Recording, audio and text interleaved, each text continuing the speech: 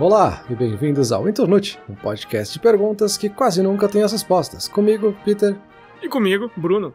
Peter, nas 2 primeiras temporadas eu sempre abria o episódio perguntando se estava tudo bem contigo, né? Eu falava, olá, Peter, tudo bem?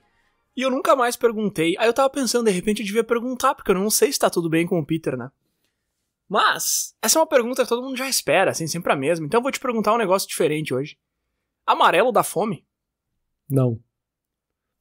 Obrigado, até semana que vem. Calma aí, não põe a musiquinha ainda. Calma. Tu vai falar de psicologia das cores, é isso? Psicologia das cores, exato. O cara já pegou um termo que a gente tava lá pra meia hora de conversa, mas tudo bem, já joga lá pra frente, não tem problema. Aquela velha história, né, Peter? Todo mundo já escutou isso aí, que cores afetam o jeito que a gente se sente, o jeito que a gente pensa, o jeito que a gente age. E eu peguei essa pergunta específica, amarelo da fome, porque é uma das que eu mais vejo e uma das que eu mais acho estranho também.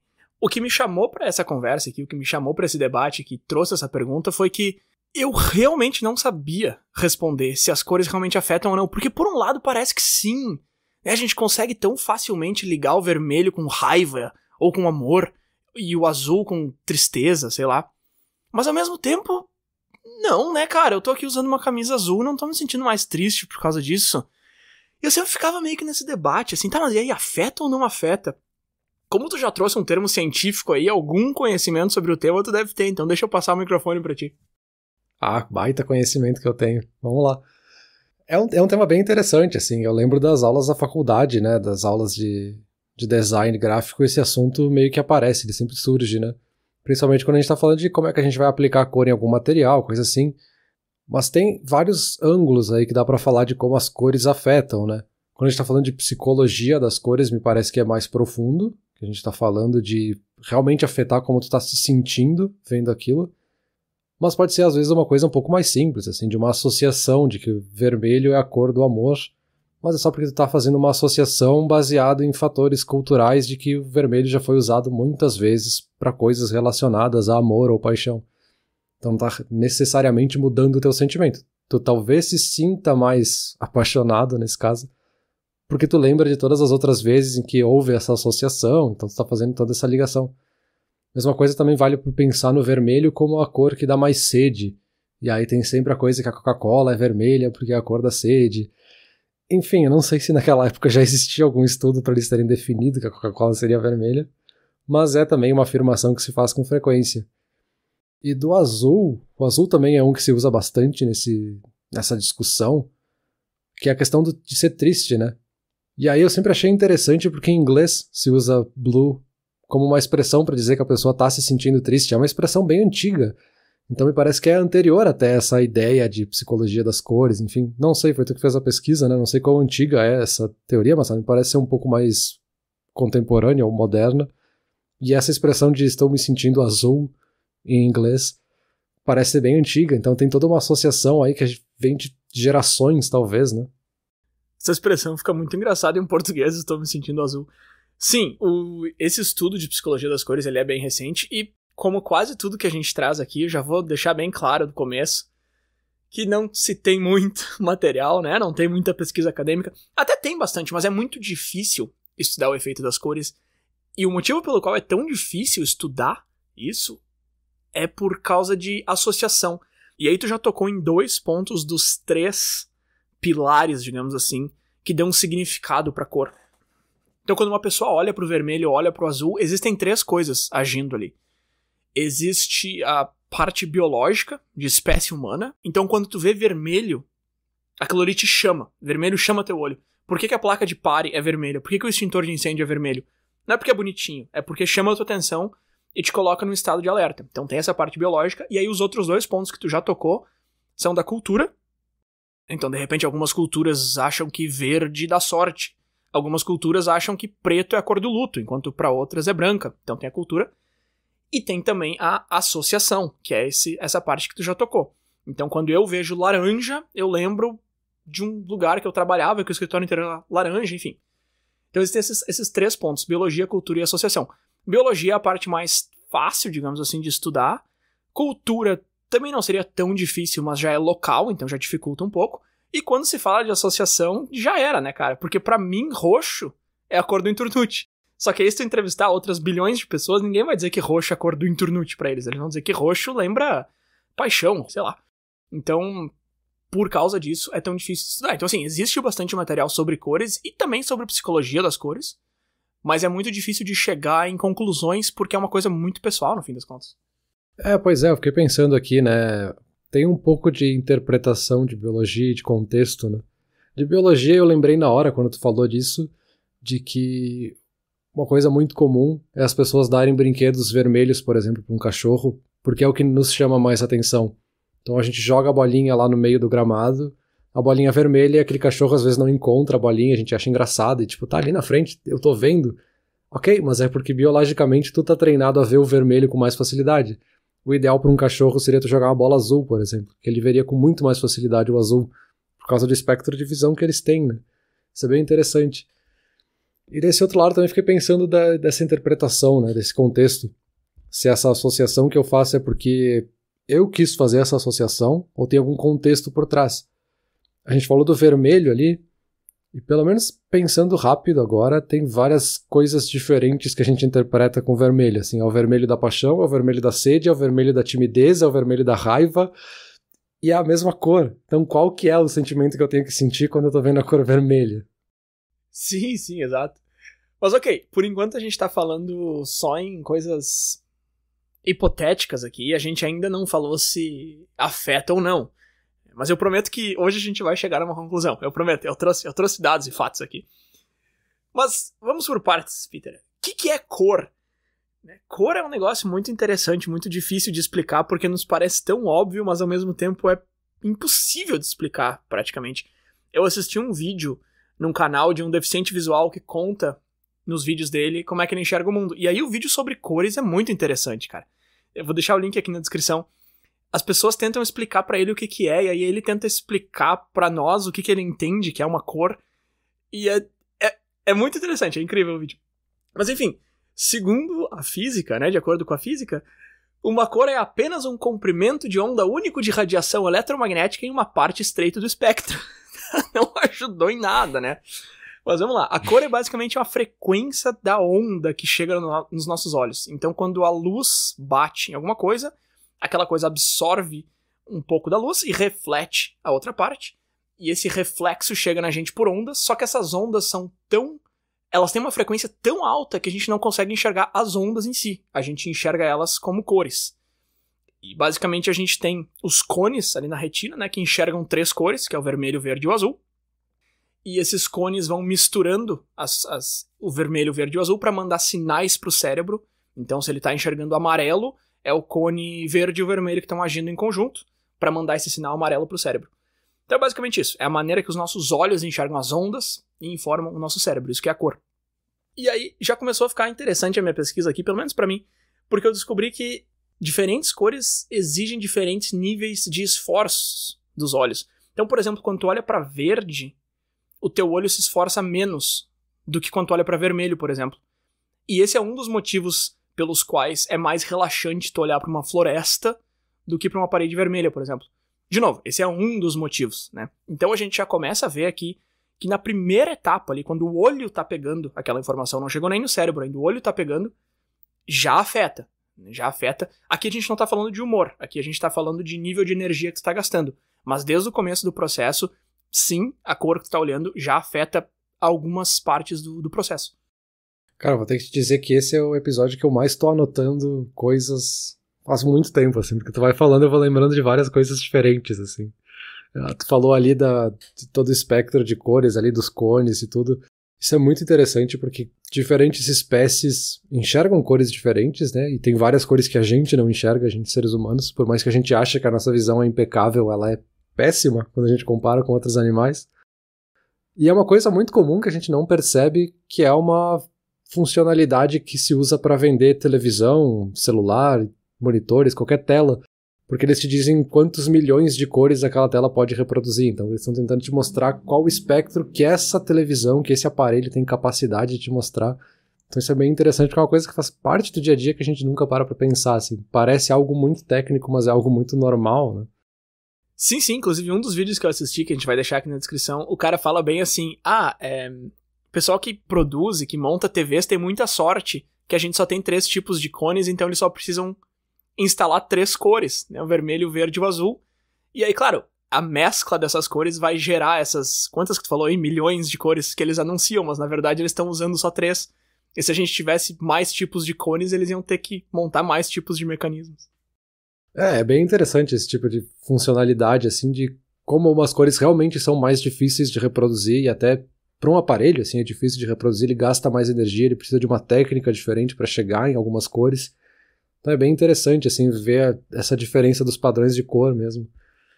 E ainda falando dessa parte um pouco mais de tecnologia, né, uma tendência aí que foi bem crescente nos últimos anos, é essa coisa da tela azul, né, da gente evitar telas azuis ou que estejam com muitas cores azuis na tela no fim do dia, porque o azul nos deixaria mais ativo, né, não nos deixa dormir. E aí tanto Android quanto iPhone e outros aparelhos começaram a botar esse modo noturno, em que ele desativa um pouco as cores azuis e deixa a tela um pouco mais amarelada, porque o azul não seria uma cor da natureza, não seria uma cor natural, né. Então ele puxa esse amarelado que imita um pouco mais a luz do sol, pelo menos essa luz do sol mais no fim do dia, né? Quase o pôr do sol. Isso seria mais natural para te relaxar e tal. Então é bem interessante que talvez tenha um pouquinho de psicologia nesse sentido, né? De como é que afeta quanta carga de energia a gente coloca para entender essas cores, né? Não, perfeito. Isso do azul não ser muito natural tem tudo a ver com a minha pergunta do amarelo da fome e por que o azul é o contrário. Mas depois a gente chega lá. Nesse caso aí que tu tá falando, na verdade é um pouco diferente. Sim, eles emulam mais pro amarelo do que pro azul, mas o motivo não é bem esse. O motivo é que o azul, a gente enxerga o azul da mesma forma que a gente enxerga o céu durante o dia, e isso conversa com o nosso ritmo circadiano. Então a gente... Não que a gente vai achar que é dia só porque a gente tá olhando pra uma tela azul, mas parte do nosso cérebro se engana achando que é dia, né? Então tu tá deitado ali 10, 11 e meia da noite, tu tá olhando pro teu celular, aquela luz azul tá te dizendo pro teu cérebro, é o céu, é dia, levanta, acorda, se mexe. Então por isso que ir do azul mais pro amarelo no final do dia te ajuda a dormir melhor e tal. Ah, não, faz sentido. Então aí continua sendo uma coisa de associação, né? Tô agora associando com a cor do céu nesse caso, né? Então, de certa forma é um pouco da luz natural, né? De ser natural ou não, mas é outro tipo de associação, né? Mas uma coisa que tu falou aí que eu fiquei pensando agora, fiquei curioso, não sei se tu chegou a encontrar isso na pesquisa, mas eu fiquei pensando nas pessoas que têm algum espectro de daltonismo, assim, que vê variações nas cores ou não enxerga alguma parte das cores, enfim. Fiquei pensando se existe alguma associação diferente ou se já existiu, ou se tu encontrou algum estudo que mostre que eles interpretam ou talvez reajam diferentemente a algumas cores, ou essa psicologia das cores seria diferente para eles, enfim. Cara, essa é uma excelente pergunta. Eu vi bastante coisa sobre daltonismo enquanto eu pesquisava isso, porque o daltonismo, basicamente o que ele é uma deficiência nos cones, né? De repente só 2 dos tipos de cones ali tu tem, ou só 2 funcionam como deveriam estar funcionando e tal. Agora, como que isso afeta a maneira pela qual eles são afetados por cores, eu não encontrei nada. Eu não fui muito a fundo, mas eu tentei encontrar alguma coisa desse tipo e não encontrei. E eu acho que isso é porque, como eu falei antes lá no começo, já é difícil estudar a psicologia das cores por aqueles 3 motivos. Quando tu fala de daltonismo, tu coloca uma outra camada em cima, que aí tu tá falando de uma parcela muito menor ainda da população. Não é tão pequena quanto eu imaginei, se eu não me engano é 7%, alguma coisa assim, que é um número maior do que eu imaginava. Mas mesmo assim, tu já coloca uma camada mais dificultadora ainda de pesquisar, estudar em cima.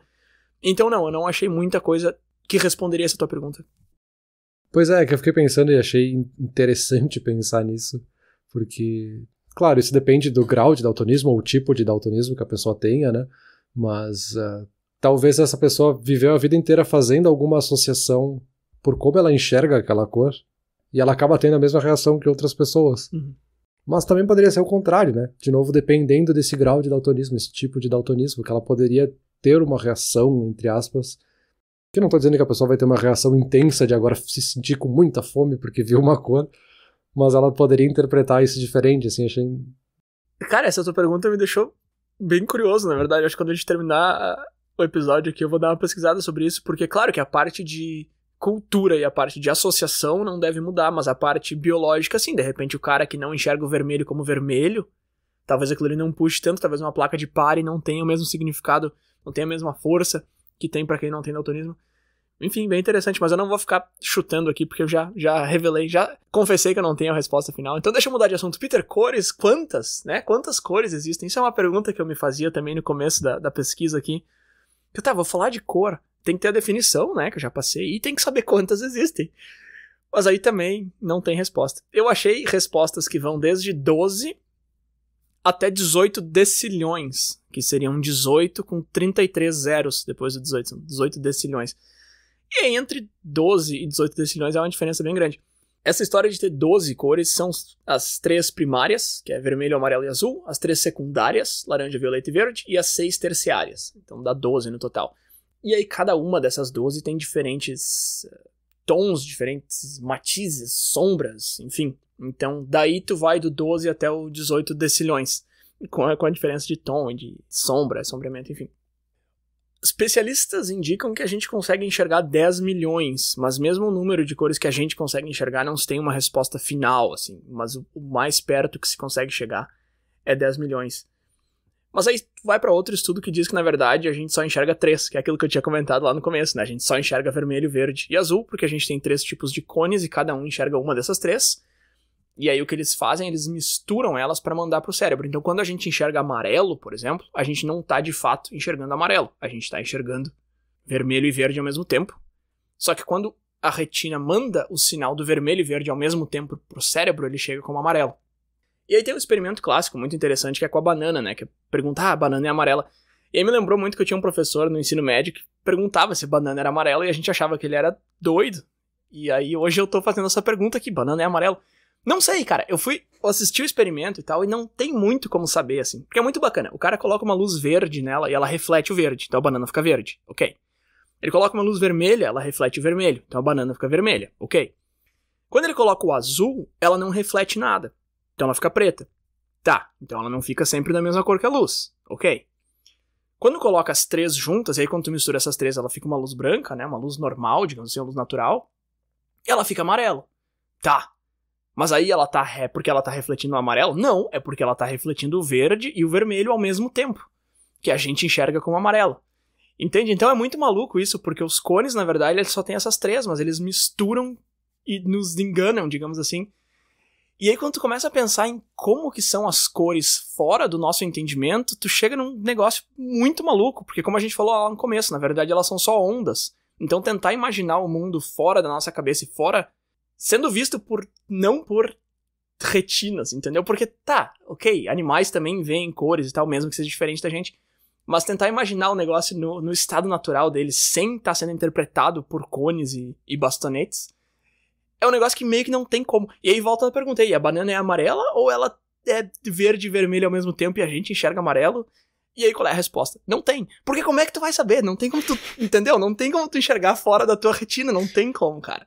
Sim, eu já vi uma provocação assim nesse sentido de pensar, claro que aqui mais filosoficamente, mas de pensar que as cores na verdade não existem, né? Porque o que tu tá enxergando não é a cor do objeto, tu tá enxergando o reflexo da luz que bateu naquele objeto e depois foi pro teu olho e aí isso fez a cor parecer que aquela é a cor, mas não é a cor do objeto em si, sabe? Aquele objeto em si talvez nem tenha cor, enfim, é toda uma provocação de refletir sobre isso, assim, que é bem interessante.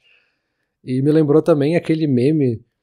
Foi uma discussão que teve na internet, acho que isso faz já uns 3 ou 4 anos, de um jornalista que perguntou, meio brincando, pro Roger Federer, que é jogador de tênis, né, se ele achava que a bola de tênis era amarela ou verde.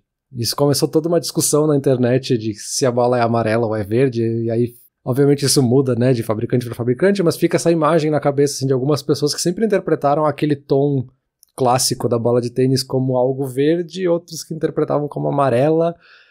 E é bem interessante, assim, porque mesmo uma cor que tá todo mundo vendo ali, ela tá ali, aquela cor, por uma questão cultural de como é que a gente tá analisando aquela cor, linguística, né, a gente vê ela de formas diferentes. E aí outra coisa que eu anotei aqui enquanto você tava falando, falei que eu anotei um monte de coisa nesse episódio, é que eu lembrei de ter visto um vídeo há muito tempo atrás que falava que na Grécia Antiga não existia azul. E aí, obviamente, que não era que a cor azul não existisse, mas eles não tinham uma palavra para falar sobre azul. Que é uma coisa muito curiosa, assim, por mais que eles viam o céu azul todos os dias, no vocabulário não existia azul. E eles usavam outras palavras para chegar no azul. Então eles podiam misturar ali o nome de outras cores e chegar nessa definição que eles queriam dizer que era azul. Isso é bem interessante, e tem vários outros idiomas que até hoje, acho que o russo não tem a palavra verde, enfim, e aí eles usam outros termos para definir o que eles querem dizer que seria o verde. Até o lado dos esquimós, né, que se diz que eles têm dezenas de palavras para se referir ao branco, porque eles têm palavras diferentes para diversos tons de branco diferentes. Então é uma coisa muito cultural também, né? Isso que é interessante. Sim, com certeza. Pega um exemplo eu aqui, se tu me dá mesmo as 12 primeiras ali, das primárias, secundárias, terciárias, violeta e roxo pra mim, por exemplo, é a mesma coisa, sabe? Eu sei que não é assim, mas pra mim é. Se eu preciso descrever um objeto que é violeta e eu preciso descrever um objeto que é roxo, eu vou descrever os dois como roxo, entendeu? Pra mim tá ali o roxo e o rosa, não tem nada no meio. Só que tem, né? Então isso é interessante. A gente saber o nome das cores e dar nome pras cores e ter nome pra elas na nossa língua faz bastante diferença na maneira que a gente enxerga as cores, com certeza. Mas já que tu fez uma provocação aí, deixa eu fazer outra. Quando tu sai na rua, assim, de noite, sei lá, 1 da manhã, 2 da manhã, e não tem nenhuma luz, não tem poste, não tem nada, tá tudo escuro. Se tu parar pra pensar, na verdade, as coisas são assim. Porque tu falou, as coisas não têm cores, né? A gente enxerga... Exato, elas não têm cor, elas não têm nada. A gente só enxerga as coisas com luz e com cor porque, coincidentemente, existe uma estrela flutuando no céu, que a gente chama de Sol, que banha, né, os nossos arredores.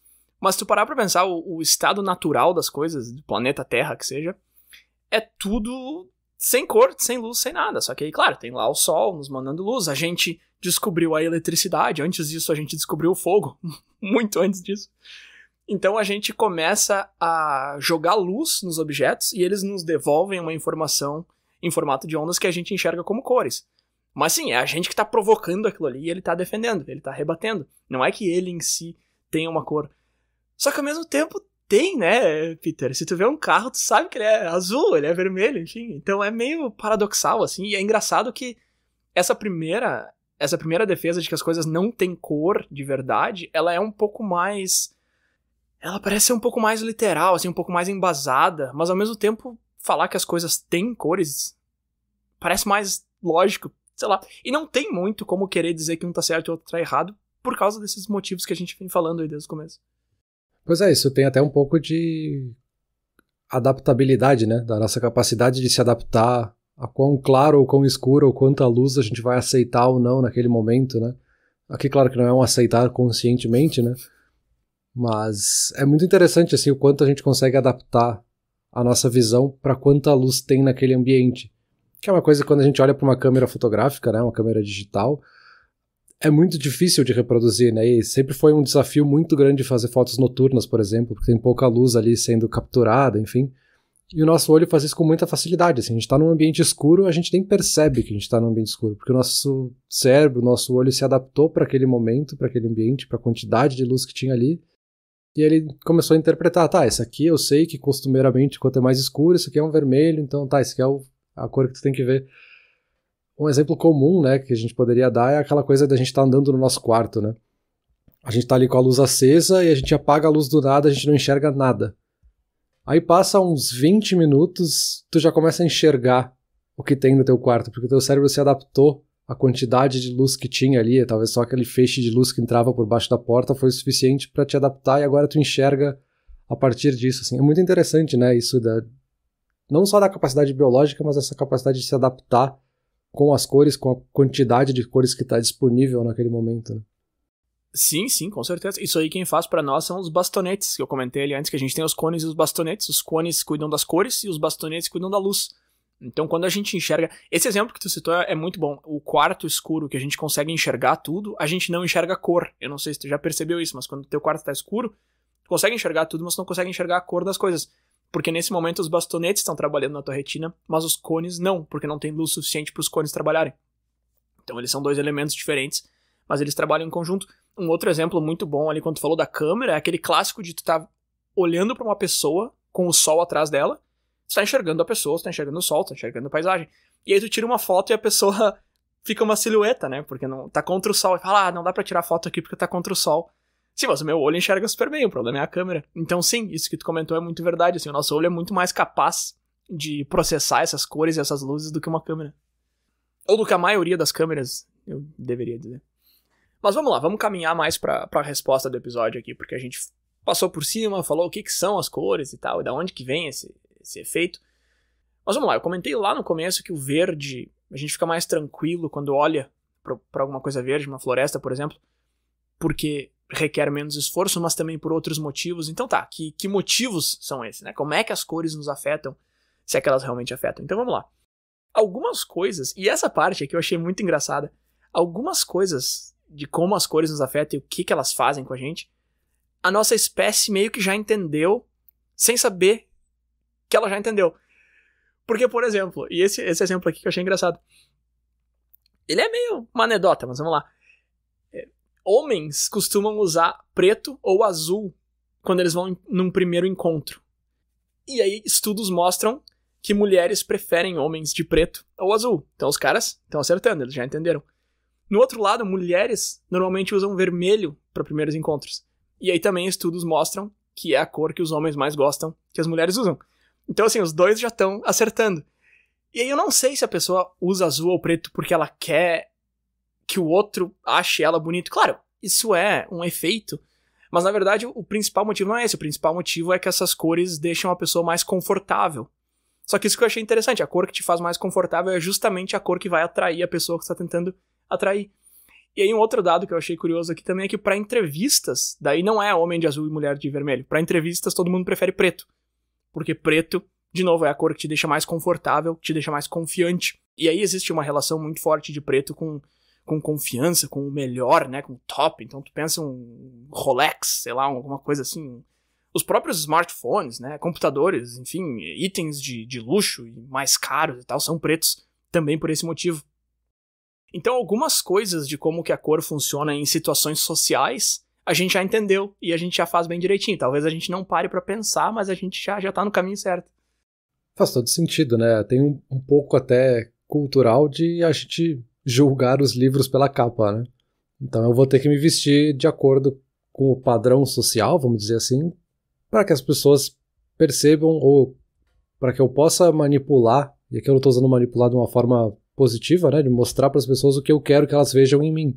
Então eu vou me vestir de azul, ou azul escuro, ou preto, porque eu quero me mostrar como uma pessoa sóbria, uma pessoa séria, que está preparada, enfim, eu quero passar essa imagem, né? Obviamente que essa imagem pode ser quebrada em segundos numa conversa, então ela é só um ponto de partida, né? Por isso que eu quis usar essa analogia da capa, assim, é um jeito de nos mostrar como uma capa através da cor numa situação social, né?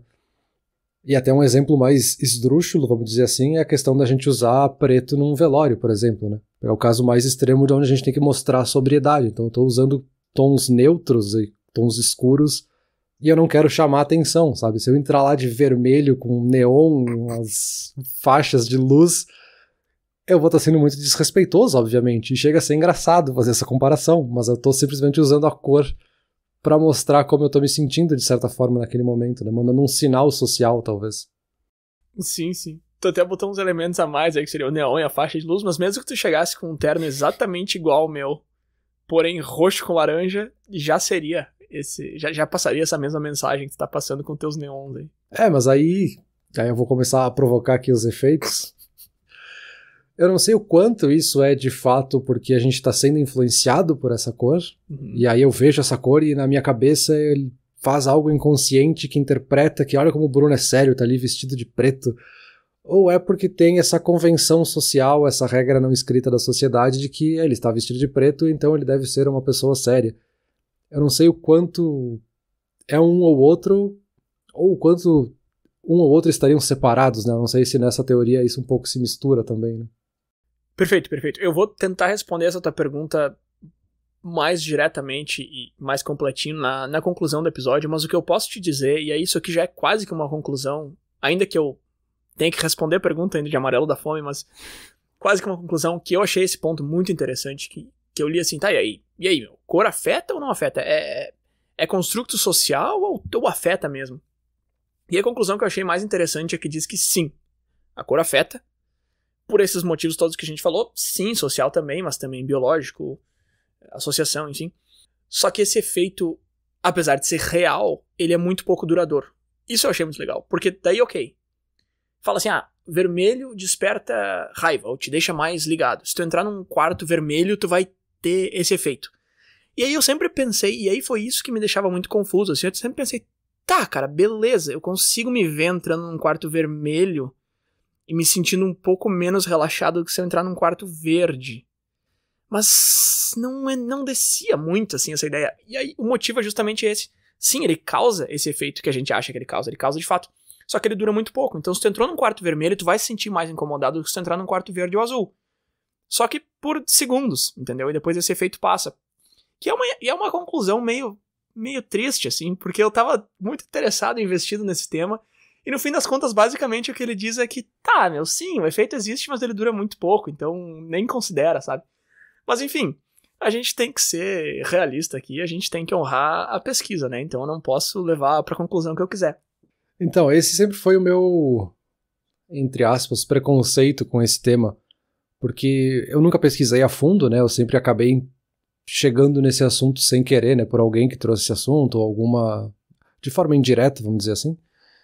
Só que sempre vem com um ponto de vista meio exagerado, assim, como se fosse algo revolucionário, e aí o amarelo dá fome, ele dá muita fome, tu vai ver uma coisa amarela e tu vai querer, e a Coca-Cola te deixa com sede. Só que, cara, se tu pensar por um segundo, se o vermelho realmente desse sede, todas as marcas de bebida do mundo seriam vermelhas, porque todos querem te vender bebida, sabe? E a mesma coisa seria para amarelo, assim, todas as marcas de comida seriam amarelas. E não é o caso, assim, tem marcas gigantes de comida e bebida que não usam essas cores, que não precisam fazer essa associação. E a mesma coisa aí que tu falou do vermelho, né? Tu vai entrar no quarto que tá vermelho e tu automaticamente vai ficar muito estressado, aí tu vai passar por uma sala que é verde e do nada tu vai ficar relaxado e nada mais vai acontecer na tua vida, sabe? Eu lembro de uma época que deu uma onda disso, assim, que as salas de aula no colégio onde eu estudava estavam pintadas de verde porque, por algum motivo, a gente ia ficar mais relaxado na sala de aula. E não mudou nada, a sala só era verde. Essa era a única diferença, assim. A relação que eu consigo fazer, que eu acho que é o que tu comentou ali, do vermelho, o verde nesse caso, né, é porque, nesse caso, o verde eu gasto menos energia para processar. Então eu entro naquela sala, eu canso menos, entre aspas, para entender aquela sala. E o vermelho eu preciso gastar muita energia para entender o que tá acontecendo, por que tá tudo vermelho. Meu cérebro começa a ficar alerta por esse lado biológico, assim, que eu preciso prestar atenção aqui, então até eu processar eu começo a me cansar. Então é uma influência talvez mais indireta e não tão profunda quanto alguns artigos ou alguns textos te fazem pensar, né? Então, cara, mas aí volta pro ponto de como é difícil estudar esse assunto, porque aí tu fala, tá, pintaram a sala de aula de verde e não mudou nada. Como é que tu sabe que não mudou nada? Vamos supor que tu teve uma aula inteira ali. Tu não tem como comparar essa aula que tu teve com exatamente a mesma aula, no mesmo dia, no mesmo estado de espírito, porém com a sala azul, ou com a sala branca. Não tem como fazer essa comparação, então tu não tem como dizer que o vírus não adiantou nada. Ele pode ter te deixado mais calmo. Provavelmente não. A ideia que vem na nossa cabeça é que não. Mas tem tanta coisa que a gente tem já pré-concebido que tá completamente errado, que fica muito difícil simplesmente aceitar que não faz nada. O que eu li que eu achei mais interessante, e existe, né, terapia de cores e pessoas que realmente usam cores pra curar certas coisas e tal. Eu não iria tão longe, mas o que eu achei interessante da terapia de cores é usar a cor para ampliar o efeito de alguma coisa.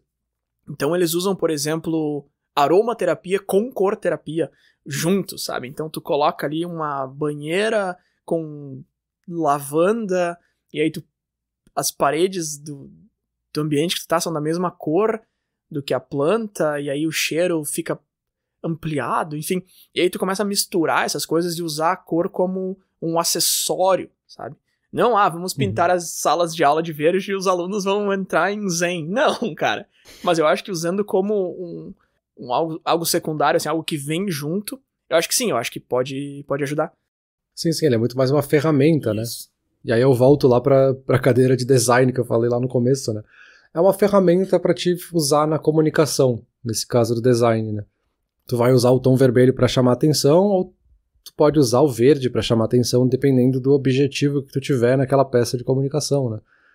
E se tu usar essa ferramenta da forma errada, talvez tu cause o efeito oposto. Mas é bem interessante nesse sentido de tu usar como uma ferramenta pensando na associação que ela está relacionada, né?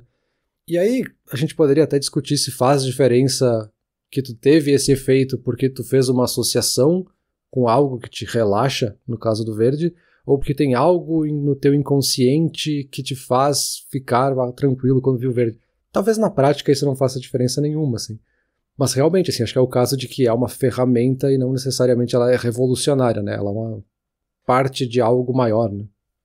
Sim, tu comentou do design aí algumas vezes, e com certeza, cor é muito forte no marketing. Eu pesquisei um tanto sobre isso, mas eu não vou entrar porque quem trabalha com isso já sabe, e quem não trabalha talvez não se interesse. Mas uma lista muito rápida, que o vermelho ele é muito interessante porque ele chama para ação, mas ele pode ser visto como agressivo. Uma coisa similar acontece com o laranja. O laranja tenta passar acessibilidade de preço, que é um negócio meio específico até, mas é o que ele tenta passar, mas ele também tenta passar algo que é único. Então aquela Lamborghini laranja, sabe? O clássico do cara que se deu bem na vida é o cara que tem a Lamborghini laranja. Então ele também traz duas coisas opostas. Aí a gente tem o verde que traz essa parte mais ecológica, a gente tem o branco que traz pureza, então marca de sabonete vai no branco com tudo. O roxo é realeza, então as pessoas acabam pagando mais caro por um produto que tem um pouco de roxo na embalagem porque elas fazem a associação do roxo com ingredientes mais caros, importados, enfim. E o preto, aquilo que a gente já tinha comentado lá atrás, que representa qualidade, que é o top de linha. E isso aí é só tu parar pra pensar um pouquinho que tu vai ver que te afeta, com certeza, sabe? Porque, por exemplo, tem uma cerveja que eu gosto aqui que chama Moosehead, e agora eles lançaram a Moosehead Light. E nem é Light o nome, eu acho, sei lá. É Moosehead e aí a lata é branca. Só que quando eu vejo uma lata branca, eu penso em Coca Light. E Coca Light, pra mim, tem aquele gosto, sabe aquele gosto que fica depois que tu toma Coca Light, assim? Eu não gosto daquele gosto. E quando eu vejo uma cerveja com lata branca que me lembra desse gosto, eu já não compraria, entendeu? Então, assim, claramente o marketing tá funcionando. Pra mim, ele não convenceu a comprar. Mas ele trouxe essa ideia de light já de cara, assim. E é uma lata normal, eu acho que o logo é o mesmo, só que ela é branca. Eu não sei se o nome é light ou não, enfim. Mas já fez essa associação direto na minha cabeça, assim. Comigo eles acabaram afastando o cliente, mas eles estão passando a ideia que eles querem passar, que é essa de ser light. Tá, Peter, mas a gente tá quase chegando na conclusão aqui e a gente ainda não atacou a pergunta, então vamos lá. Amarelo da fome, sim ou não? Da onde que vem essa história, pelo menos? Vamos tentar descobrir. Amarelo é uma cor que a gente não falou até agora o que ela faz. Basicamente o amarelo ele evoca felicidade e empolgação. E é justamente por isso que o smiley face, aquela carinha, né, que hoje em dia é o emoji, é amarelo. Porque a gente relaciona muito amarelo com felicidade. Quando se mistura com vermelho, isso acontece mais ainda. Essa empolgação, essa felicidade.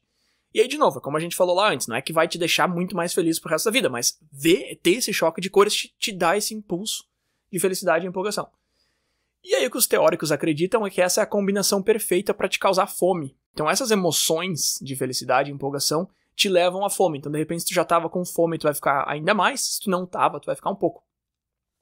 E aí tem vários estudos que tentam provar. E aí eu digo tentam porque eles até provam, mas, de novo, é um campo muito difícil de estudar e de provar alguma coisa de fato.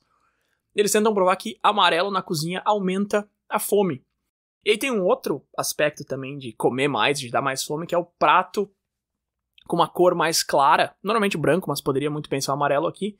Faz parecer que cabe mais, faz parecer que o prato é maior, te incentiva a colocar mais comida e tu acaba comendo mais. Se tu pegar um prato, por exemplo, que seja aquele vidro alaranjado, assim, transparente, a pessoa já acaba comendo menos. E aí tem estudos que tentam comparar e tal, e mostram que o prato mais claro e que não seja transparente te faz comer mais. Então sim, respondendo a pergunta aqui, antes da gente entrar na conclusão de fato, amarelo, de certa forma, dá fome. E tu vê que eu não tô muito convencido no que eu tô falando, porque é que nem tu falou, né? Não é que mostrar um cartão amarelo pra mim eu vou precisar de um hambúrguer, não é isso.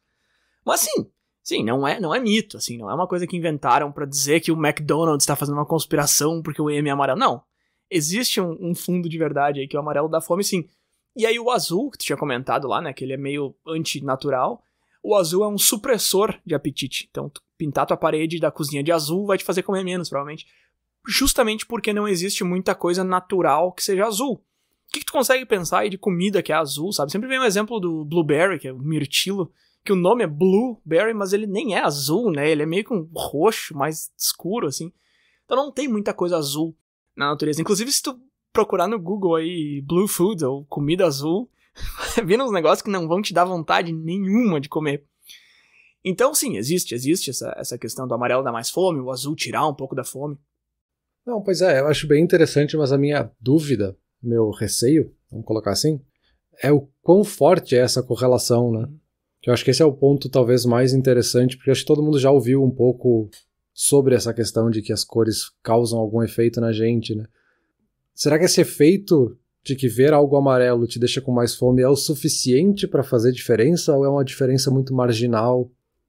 Talvez essa diferença foi só porque tu já estava com fome, viu algo amarelo e te deu a lembrança de que, vou aproveitar esse momento para agora buscar algo para comer. Mas na prática não foi uma diferença suficiente para te fazer ficar com fome, né? Que a gente falou, é um efeito pequeno, talvez só um estalo pequenininho ali.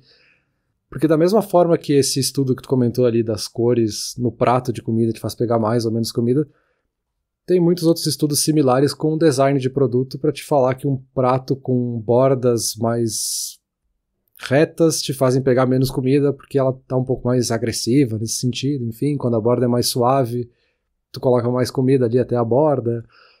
Também o tamanho do prato, enfim, o formato dele. Tem vários outros aspectos que também te influenciam de pouquinho em pouquinho nesse comportamento, né? Mas, de novo, não é uma diferença suficiente de que o buffet agora trocou o prato e ele vai ficar bilionário porque ele usou um prato agora branco com bordas suaves, assim. Não, com certeza, mas eu acho que isso justamente fortalece a nossa teoria ali de que a cor ela vem como uma ferramenta que suporta, né? Isso que tu fala de ter visto amarelo não é o suficiente para não deixar com fome, talvez tenha sido só um pouquinho, mas de repente foi justamente esse pouquinho que empurrou ali e agora é o suficiente.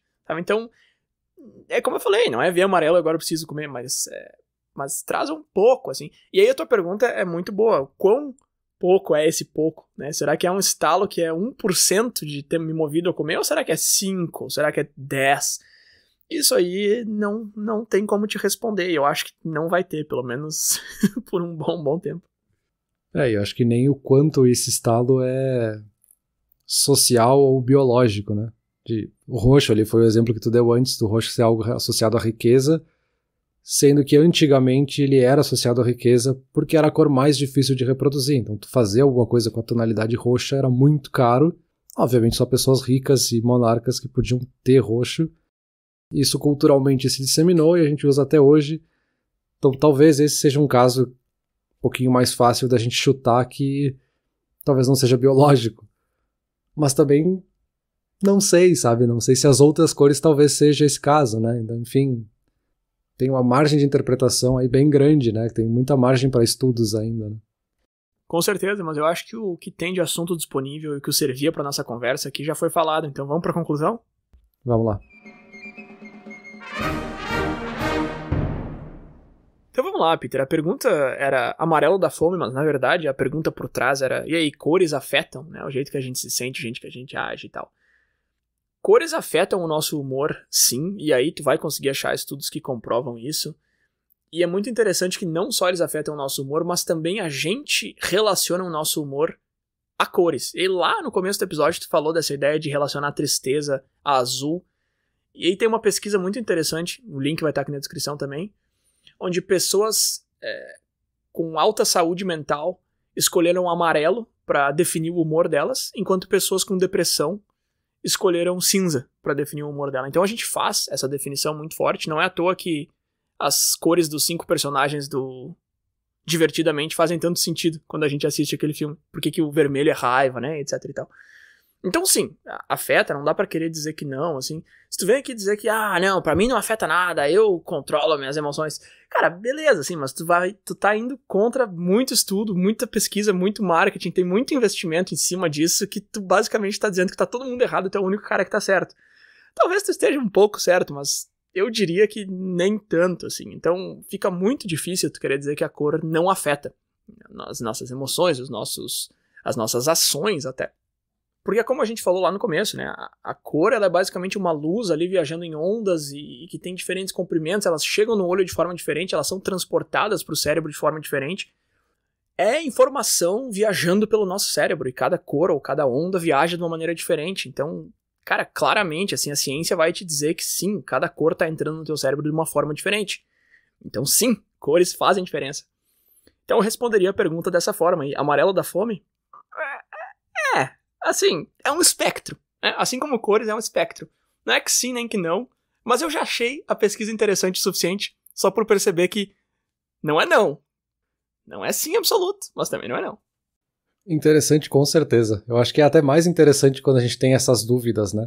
Porque uma coisa que ficou claro aqui na pesquisa que tu fez é que sim, afeta, isso a gente já sabe, assim, a gente tem estudos para dizer que de fato afeta. Agora, como afeta e quanto afeta, talvez a gente ainda não saiba e talvez tenha bastante margem, para usar o mesmo termo aí, para a gente aprender mais sobre esse assunto. Mas diferença faz, né? A gente falou ali de usar como uma ferramenta, de usar como um apoio para uma peça de comunicação que seja, ou que seja para decidir as cores que tu quer usar para pintar a tua casa. Talvez seja legal pensar nisso também na hora de montar, que seja o ambiente da tua casa, né? Para ficar nesse exemplo, e fazer ele da forma que vai te deixar mais confortável. Se para ti o verde é a cor que te deixa mais relaxado, ou que tu entende que te deixa mais relaxado, talvez seja legal pintar teu quarto de verde. Enfim, só para dar um exemplo mais simples de que a gente pode usar ele como uma ferramenta do nosso dia a dia, né? Perfeito, Peter. Bela conclusão. Agora, eu não sei se tu vai ficar roxo de inveja ou vermelho de raiva dessa minha conclusão, mas passou um carro amarelo aqui agora e eu fiquei azul de fome. Então vou nessa. Valeu. Tá, chega pra mim porque eu já fiquei me sentindo cinza com essa tua explicação. Valeu.